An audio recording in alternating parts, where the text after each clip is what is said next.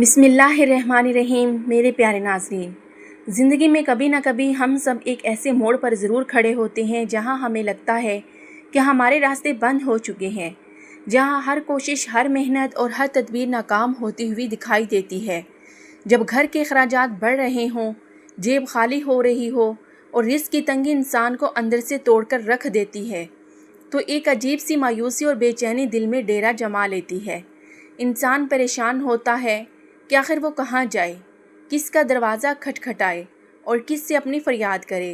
حالات کی یہ خرابی صرف ہماری جیب پر اثر انداز نہیں ہوتی، بلکہ یہ ہمارے سکون، ہمارے رشتوں اور ہمارے ذہنی صحت کو بھی دباؤ میں لے آتی ہے۔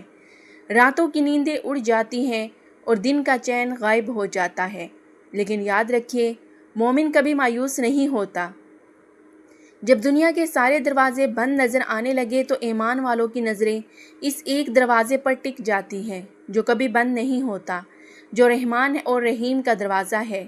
اور جب ہم تاریخ کے پرنور صفحات کو الٹتے ہیں، جب ہم علم اور حکمت کے شہر کے دروازے پر دستک دیتے ہیں، تو ہمیں امیر المؤمنین، مشکل کشا شیر خدا حضرت علی ابن ابی طالب رضی اللہ عنہ کا وہ عظیم الشان اور حکمت سے لبریز فرمان ملتا ہے جو اندھیروں میں روشنی کی ایک ایسی کرن بن کر سامنے آتا ہے جو مایوسی کے تمام بادلوں کو چھاٹ دیتا ہے۔ حضرت علی رضی اللہ عنہ، جن کے علم و حکمت کا لوہا پوری دنیا مانتی ہے، جن کے بارے میں حضور کریم صلی اللہ علیہ وآلہ وسلم نے فرمایا تھا کہ میں علم کا شہر ہوں اور علی اس کا دروازہ ہے، انہوں نے زندگی کے ہر موڑ پر انسان کی ایک ایسی رہنمائی فرمائی ہے کہ اگر کوئی ان کے اقوال اور ارشادات کو اپنے دل سے لگا لے تو وہ کبھی زندگی کے کسی میدان میں بھی نا امید یا ناکام نہیں ہو سکتا۔ آپ کا ایک انتہائی خوبصورت اور دل کو چھو لینے والا فرمان ہے جو خاص طور پر ان لوگوں کے لیے ہے جو رزق کی تنگی کا شکار ہے، جن کے حالات خراب ہو چکے ہیں اور جو پریشانیوں کے گرداب میں پھنسے ہوئے ہیں۔ آپ فرماتے ہیں کہ جب تم دیکھو کہ تمہارے رزق میں کمی ہونے لگی ہے، جب تم محسوس کرو کہ حالات تمہارے قابو سے باہر ہو رہے ہیں اور پریشانیاں تمہیں چاروں طرف سے گھیر رہی ہیں، تو فوراً ایک ایسا کام کرو جو تمہاری تقدیر کو بدل کر رکھ دے۔ وہ کام کیا ہے؟ وہ کام ہے اللہ کی راہ میں صدقہ کرنا اور اپنے رب سے تجارت کرنا۔ بظاہر یہ بات انسانی عقل کو حیران کر دیتی ہے کہ جب انسان کے پاس پہلے ہی رزق کی کمی ہو، جب وہ خود مالی طور پر پریشان ہو، تو وہ بھلا کیسے اور کیوں کسی کو کچھ دے؟ لیکن یہی تو وہ الہی حکمت ہے، یہی تو وہ ایمان کا امتحان ہے جو انسان کو عام درجے سے اٹھا کر خاص درجے پر فائز کر دیتا ہے۔ ناظرین کرام، جب انسان کے حالات خراب ہوتے ہیں تو انسانی جبلت یہ کہتی ہے کہ جو کچھ بچا کچا ہے اسے سنبھال کر رکھو، اسے چھپا کر رکھو، کہیں یہ بھی ختم نہ ہو جائے۔ لیکن علم و حکمت کا سمندر ہمیں یہ سکھاتا ہے کہ جب رزق کی تنگی سوکھنے لگے تو اس کا رخ اللہ کی رضا کی طرف موڑ دو۔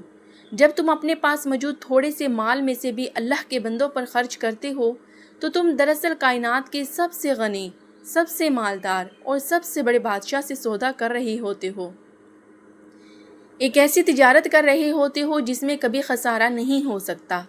اللہ تعالیٰ کا یہ نظام ہے کہ وہ 1 کے بدلے 10، 10 کے بدلے 70، بلکہ اس سے بھی زیادہ عطا کرتا ہے۔ حضرت علی رضی اللہ عنہ کے اس فرمان کے پیچھے جو گہری نفسیاتی اور روحانی حقیقت چھپی ہے، اگر ہم اسے سمجھ لیں تو ہمارے دل سے تنگی کا خوف ہمیشہ کے لیے نکل جائے گا۔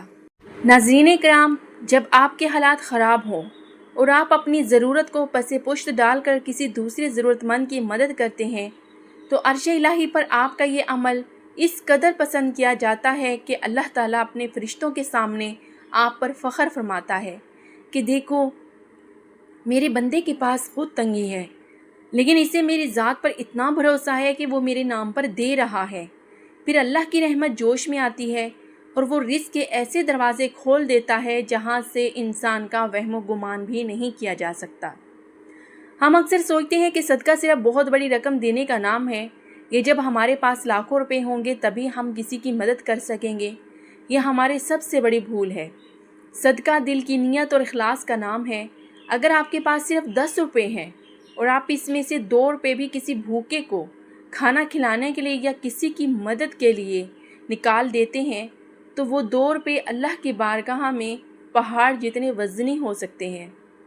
کیونکہ آپ نے وہ مال اس وقت دیا جب آپ کو خود اس کی سخت ضرورت تھی۔ قرآن پاک میں بھی اللہ تعالیٰ فرماتا ہے کہ تم ہرگز بھلائی کو نہیں پہنچ سکتے جب تک تم اپنی پسندیدہ چیزوں میں سے اللہ کی راہ میں خرچ نہ کرو۔